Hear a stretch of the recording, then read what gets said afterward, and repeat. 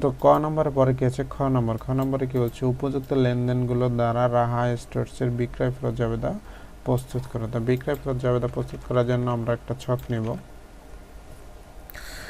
ছক নিব কি, দেখো রাহা স্টোরস, আমরা কি করব, বিক্রয় ফেরত জাবেদা। তো আমরা এখানে লিখছি বিক্রয় ফেরত জাবেদা। তারপর দেখো আমরা কি করছি, বিক্রয় ফেরত জাবেদার ঘর থেকে কি তারিখ, তারপর ক্রেডিট হিসাব খাত। যেহেতু বিক্রয় ফেরত ডেবিট, সুতরাং আমরা এখানে কি লিখবো, ক্রেডিট হিসাব খাত। তারপর কি থাকবে এখানে, কি হবে, ক্রেডিট নোট নম্বর।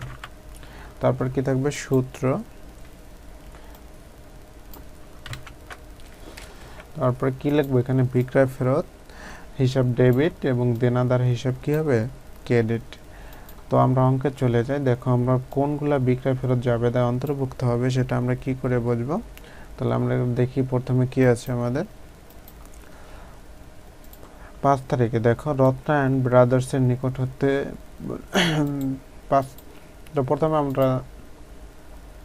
আমরা অঙ্কে চলে যাই। দেখো প্রথমে যেটা আমাদের আছে সেটা হচ্ছে মে 5 তারিখ, রত্না অ্যান্ড ব্রাদার্সের নিকট হতে প্রতি প্যাকেটে 130 টাকা ধরে 50 প্যাকেট কেক মেয়াদ উত্তীর্ণ হয় ফেরত পাওয়া গেল।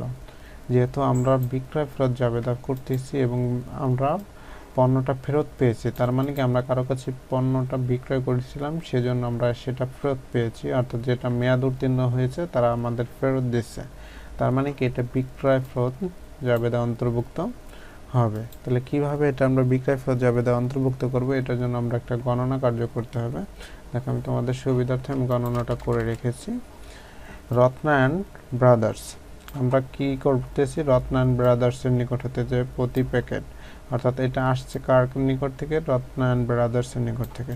তো পণ্য মূল্য মাইনাস দেবো কি বাট্টা, যেহেতু এখানে কি 3.5% বাট্টায় কি করছিলাম, আমরা পণ্যটা বিক্রয় করেছিলাম, যেহেতু সে ফেরত দিচ্ছে এই জন্য 3.5% পণ্যটা কি করবো, আমরা বাট্টাটা বাদ দিয়ে যে অ্যামাউন্টটা হয় সেই অ্যামাউন্টটাই লিখবো।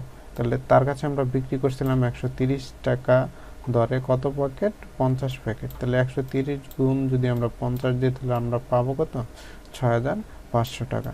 এখানেও সেম 130 গুণ 50, অথবা তুমি এইটা 6500 টাকা লিখে এটার উপর 3.5% করলেও কত আসবে, 227.50 টাকা। তো এই 6500 থেকে যদি আমরা এই টাকার মাইনাস করি তাহলে আমরা পাবো কত, 6272.50 টাকা। তাহলে এই টাকাটা আমরা এখানে লিখবো, কিভাবে লিখবো এখন দেখো, 2015 আমরা তারিখটা দিব, কোন মাস, মে মাসের 5 তারিখ। তো এটাকে এখানে আমরা কি লিখবো, রত্না অ্যান্ড ব্রাদার্স, এখানে আমরা ব্র্যাকেটে কি দেবো, গণনা 1।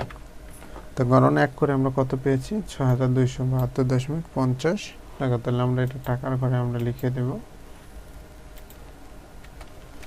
6272.50 টাকা। তারপর দেখবো আমরা আর কোনো এন্ট্রি আমাদের আছে কিনা যেটা বিক্রয় জাবেদা অন্তর্ভুক্ত হয়। 12 তারিখে কি হয়েছে, ডেবিট নোট, যেহেতু এখানে ডেবিট নোট আছে সুতরাং এটা কিন্তু যাবে না। আমরা যেটা বিক্রয় জাবেদা সেটা কি থাকে, ক্রেডিট নোট থাকে।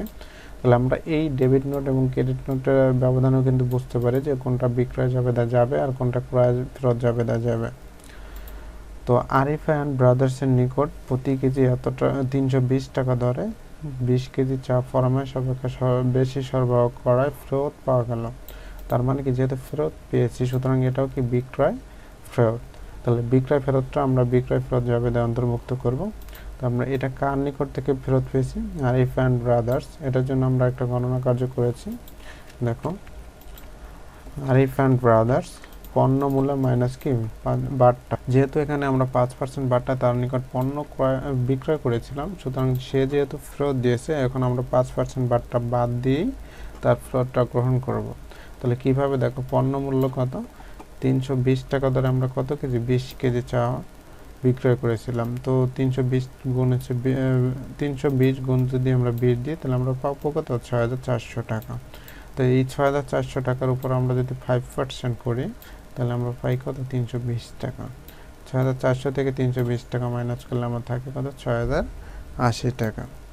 এই ৬০৮০ টাকা আমরা এখানে লিখব। তো এটা কয় তারিখের এন্ট্রি? 20 তারিখের।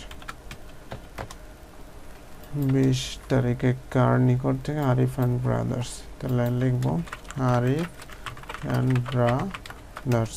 গণনা কত? গণনা 2। কত টাকা আমরা পেয়েছি? ৬০৮০ টাকা।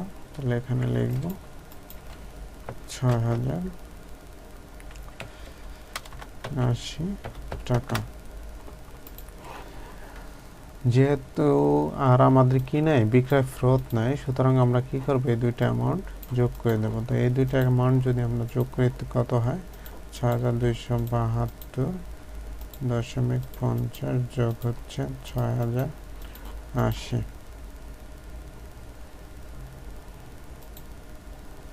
৬০৮০। তো টোটাল কত হয়? ১২,৩৫২.৫০ টাকা।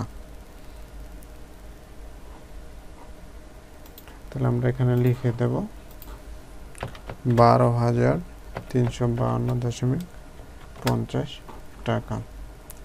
এখানে তো আমরা উত্তরটা লিখে দেবো অবশ্যই। আমরা কি করলাম? বিক্রয় ফেরত জাবেদা। তাহলে লিখবো বিক্রয় ফেরত জাবেদার যোগফল ১২,৩৫২.৫০ টাকা।